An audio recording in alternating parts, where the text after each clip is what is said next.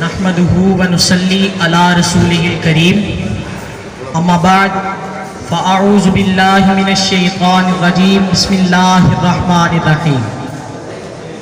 جناب صدر اور معزز سامعین، السلام علیکم ورحمۃ اللہ وبرکاتہ۔ آج مجھے جس موضوع پر لب کشائی کا موقع ملا ہے وہ ہے شان رسول صلی اللہ علیہ وآلہ وسلم۔ جناب صدر، وہ شمع اجالا جس نے کیا 40 برس تک غاروں میں، وہ شمع اجالا جس نے کیا 40 برس تک غاروں میں، ایک روز چمکنے والی تھی کل دنیا کے درباروں میں، ایک روز چمکنے والی تھی کل دنیا کے درباروں میں۔ جناب صدر، اس کائنات میں حضور سرور دو عالم فخر انبیاء حضرت محمد مصطفیٰ صلی اللہ علیہ وسلم کی شان اس بے مثال آفتاب درخشاں کسی ہے کہ جو غار حرا سے طلوع ہوا اور ساری کائنات پر چھا گیا۔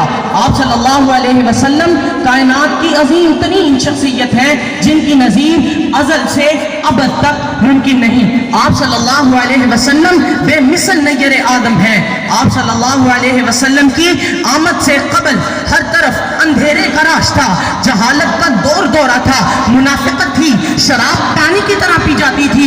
امیر لوگ اپنی بیٹی کو پیدا ہوتے ہی زندہ درگور کر دیتے تھے، جبکہ غریب کی بیٹی کو زندہ رکھا جاتا تاکہ وہ جوان ہو کر عمرہ کی حوث پوری کرے۔ طاقتور کمزور پر حاوی تھا، غریب کو کوئی اپنے پاس نہیں بٹھاتا تھا۔ لیکن جب آپ صلی اللہ علیہ وسلم اس دنیا میں تشریف لائے، دنیا کی کایا پلٹ گئی۔ آپ صلی اللہ علیہ وسلم اندھیروں کو ختم کرنے کے لیے نور مجسم بن کر تشریف لائے۔ آپ صلی اللہ علیہ وسلم منافقت ختم کرنے کے لیے صادق و امین بن کر تشریف لائے۔ آپ صلی اللہ علیہ وسلم غریبوں کے لیے امام دولت لے کر تشریف لائے۔ آپ صلی اللہ علیہ وسلم غریب کی بہنوں بیٹی کے لیے عزت و ناموس لے کر تشریف لائے۔ آپ صلی اللہ علیہ وسلم شراب کو ختم کرنے کے لیے آب حیات لے کر تشریف لائے۔ آپ صلی اللہ علیہ وسلم غلاموں کے آقا بن کر تشریف لائے۔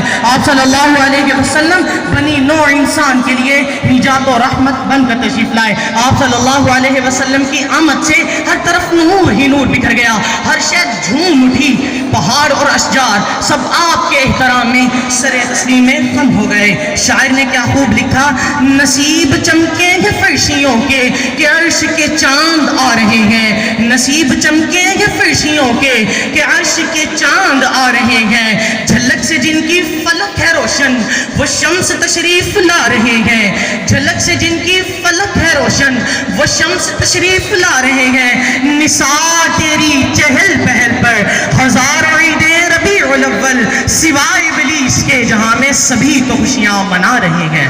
وآخر دعوانا ان الحمد للہ۔